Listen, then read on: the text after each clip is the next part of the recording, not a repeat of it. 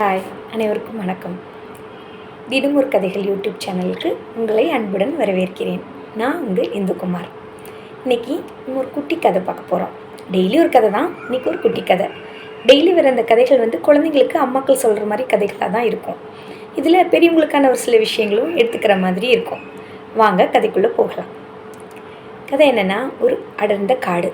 அந்த காட்டில் ஒரு சிங்கம் இருந்துச்சு. அந்த சிங்கம் தான் காட்டுக்கு ராஜா. எப்போவுமே சிங்கம்தான் ராஜா. இந்த கதையிலையும் இந்த சிங்கம்தான் ராஜா. அந்த சிங்கராஜாவுக்கு ஒரு அமைச்சர் யானை இருந்துச்சு.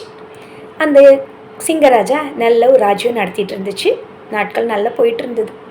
அப்போ கொஞ்ச நாட்களாகவே ஒரு சின்ன பிரச்சனை வந்துருச்சு சிங்கத்துக்கு. சின்ன பிரச்சனை இல்லை, பெரிய பிரச்சனைன்னே சொல்லலாம். என்னாச்சுன்னா, அதுக்கு தூக்கமே வர்றதில்லை. டெய்லி தூங்கி பார்த்தா தூக்கமே இருக்கிறதில்ல. இது என்ன பண்ணுச்சு, இந்த கோபத்தெல்லாம் அந்த யானை அமைச்சர்கிட்ட தான் காட்டும். எப்போ பார்த்தாலும் கடியாகி கோபமாக இப்படியே கடுக்கடுனே இருக்கும். இந்த அமைச்சர் யானைக்கு பெரிய தலைவலி ஆயிடுச்சு. இந்த சிங்கராஜாவுக்கு இருக்க பிரச்சனையை சரி செஞ்சால் தான் நம்ம நிம்மதியாக இருக்க முடியும்னு முடிவெடுத்துச்சு. அதுக்காக பல வழிகளில் அதுவும் ட்ரை பண்ணி பார்த்துச்சு. எதோ சொல்லி பார்த்துச்சு. எந்த அட்வைஸ் பண்ணி பார்த்தோம், அதெல்லாம் சிங்கராஜாவுக்கு எதுவுமே யூஸ்ஃபுல்லாக இல்லை. இப்படியே போய்ட்டு இருந்துச்சு. அப்போ யானை ஒரு முடிவு எடுத்துச்சு. காட்டு விலங்குகளை எல்லாம் ஒன்றா கூப்பிட்டு சிங்கராஜாவுக்கு இந்தமாரி ஒரு பிரச்சனை இருக்குது, யார் இந்த சிங்கராஜாவோட பிரச்சனையை தீர்த்து வைக்கிறீங்களோ அவங்களுக்கு நான் ஒரு பரிசு கொடுப்பேன்னு சொல்லிச்சு. உடனே காட்டு விலங்குகள் எல்லாம் குஷியாயிருச்சு. இது என்ன ஒரு பிரச்சனை, இந்த பிரச்சனைக்கு நம்ம தீர்வு கண்டுபிடிச்சிடலாம் அப்படின்னு சொல்லிட்டு ஒவ்வொரு விலங்குகளாக ஒவ்வொரு விஷயமா பண்ண ஆரம்பிச்சிது. அதில் முதல் நாள் ஒரு காட்டெருமை வந்துச்சு.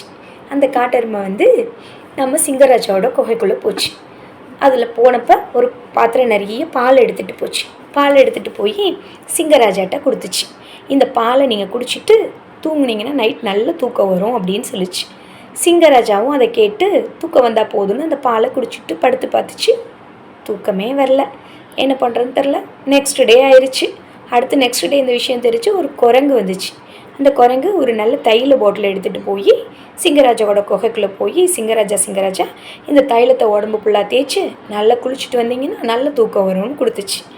உடனே அந்த அமைச்சர் யானை அதை வாங்கி சிங்கராஜாவுக்கு ஃபுல்லாக தேய்ச்சி விட்டுச்சு. சிங்கமும் குளிச்சுட்டு வந்துச்சு. குளிச்சுட்டு வந்த சிங்கத்துக்கு புத்துணர்ச்சியாக இருந்துச்சே தவிர தூக்கம் வரல. என்னப்பா இதுவும் ஒர்க் அவுட் ஆகலைன்னு ரொம்ப கஷ்டமாக இருந்துச்சு அதுக்கு.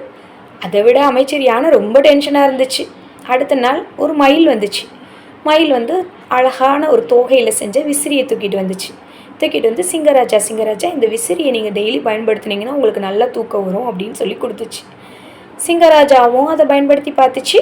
ஆனால் அப்பையும் நோ யூஸ், எந்த பலனும் இல்லை. இப்போ உடனே சிங்கராஜா பயங்கர கடியாயிடுச்சு.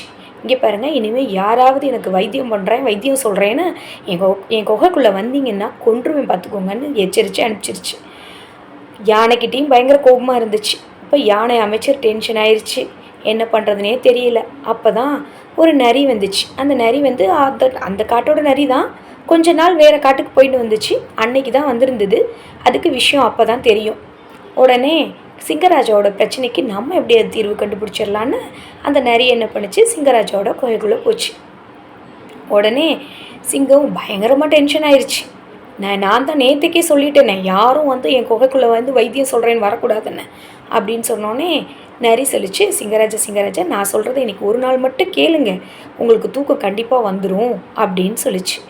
உடனே சிங்கம் சொல்லிச்சு, அது எப்படி எனக்கு இத்தனை பண்ணி எதுக்குமே தூக்கம் வரல, எனக்கு நீ சொன்னோன்னே தூக்கம் வந்துடுமா அப்படின்னு. ஆமாம், நான் உங்களுக்கு ஒரு வழி சொல்கிறேன் அப்படின்னு சொல்லிச்சு. சரி சொல்லு அப்படின்னு கோபமாகவே கேட்டுச்சு சிங்கராஜா. என்னன்னு கேட்டப்போ நரி சொல்லிச்சு, எனக்கு தாத்தா ஒருத்தர் இருக்கார், அவர் இந்த காட்டோட மலை உச்சியில் ஒரு வைத்தியசாலை வச்சுருக்காரு, அங்கே போய் உங்களுக்கு வைத்தியம் பண்ணால் எல்லாம் சரியாயிரும் அப்படின்னு சொல்லிச்சு. உடனே இது ஒரு நல்ல யோசனையாக தான் இருக்குது அப்படின்னு நினச்சிட்டு சிங்கமும் ஓகேன்றுச்சு. இப்போ நரியும் சிங்கமும் மலை உச்சிக்கு ஏற ஆரம்பித்தாங்க. நம்ம நரி வேகமாக ஏற ஆரம்பிச்சிருச்சு. அதுக்கு பழக்கம், படபடன்னு ஏற ஆரம்பிச்சிருச்சு. சிங்கராஜாவுக்கு தான் பாதி ஏறும்போதே திணற ஆரம்பிச்சிருச்சு. ஏன்னா சிங்கராஜா தான் ரொம்ப நாளாக நடக்கிறதே இல்லை சரியா. நல்ல குகைக்குள்ளேயே உட்காந்துருச்சு ராஜாவாக இருக்கிறதுனால. அது ரொம்ப திணறிச்சு. அப்போது நரி யார் சொல்லிச்சு, சிங்கராஜா இன்னும் கொஞ்சம் தூரம் தான், வாங்க போயிடலான்னு சொல்லிடுச்சு.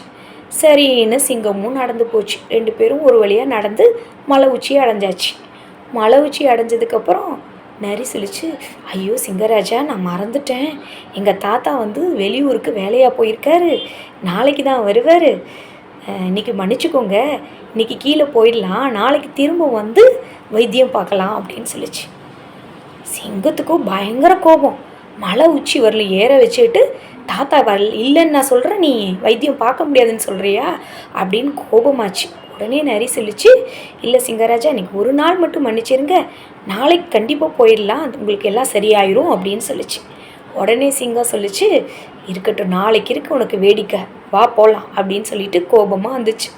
2 பேரும் ஒரு வழியாக வந்து காட்டுக்கு வந்தாச்சு. நரியும் அதோட இடத்துக்கு போயிடுச்சு, சிங்கராஜாவும் குகையில் படுத்துருச்சு. பார்த்தா அடுத்த நாள் நரி வந்து குகைக்கு வந்துச்சு.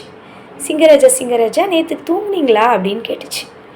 உடனே அப்போ தான் சிங்கமும் யோசிச்சுட்டு, ஆமாம் நேற்று நான் நல்லா தூங்கிட்டேன், எப்படி தூங்குனேனே தெரியல, நல்லா தூங்கிட்டேன் அப்படின்னு சொல்லிச்சு.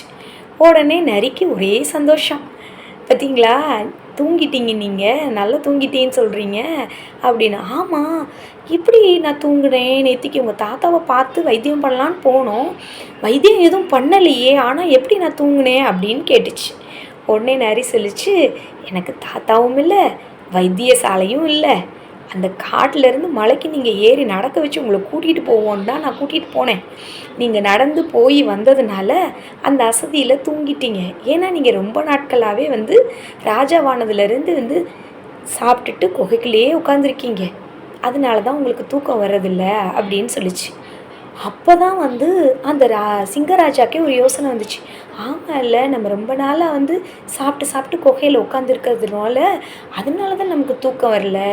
சரி ஓகே, நன்றியே நரியாரே, உங்களால் தான் நான் வந்து இதை தெரிஞ்சுக்கிட்டேன், பகலில் உழைச்சாதான் நமக்கு நைட்டு தூக்கம் வரும்ன்றதை நான் தெரிஞ்சுக்கிட்டேன் அப்படின்னு சொல்லிச்சு.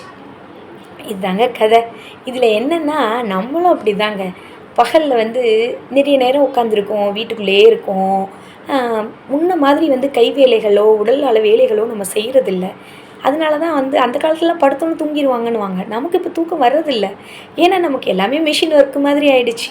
அதனால நம்ம வந்து கொஞ்சம் நடப்போம், கொஞ்சம் வெளியில் வருவோம், அப்போ தாங்க நமக்கும் தூக்கம் வரும். இது குழந்தைக்கும் சொல்லலாம், கதையாக சொல்லலாம், நம்மளும் இதில் விஷயங்கள் எடுத்துக்கலாம்.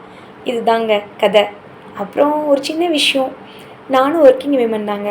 மார்னிங் ஒரு 6:30க்கெல்லாம் வந்து 6:45க்கெலாம் நான் கிளம்பணும் வீட்டை விட்டு. அப்போ வந்து நான் வந்து காலைல சமைச்சிட்டு மார்னிங் பிரேக்ஃபாஸ்ட், ஆஃப்டர்நூன் லன்ச் எல்லாம் செஞ்சு வச்சுட்டு தான் நானும் போகணும். இதில் நான் என்ன ஃபாலோ பண்ணுறேன்னா, காய்கறி வெஜிடபிள்ஸ் எல்லாம் வந்து கட் பண்ணி வைக்கிறது நைட்டே கட் பண்ணி வச்சுருவேன். வெஜிடபிள்ஸ் டெய்லி வாங்குவோம், பட் வாங்குறத கட் பண்ணிடுவேன் நைட்டே. கட் பண்ணிட்டேன்னா மார்னிங் ஒரு 5:30க்கு எழுந்திரிச்சு 6:30க்கெல்லாம் சமைச்சிடலாம். நமக்கு அது ஒரு பெரிய டஃப்பாக தெரியாது. மார்னிங் கட் பண்ணால் அது பெரிய வேலைங்க. அதனால் நீங்களுமே இப்போது வேலைக்கு போகிற பெண்களாக இருந்தீங்கன்னா நைட்டே கட் பண்ணி வச்சுருங்க. கீரையெல்லாம் இருந்தால் நைட்டே பார்த்து வச்சுருங்க.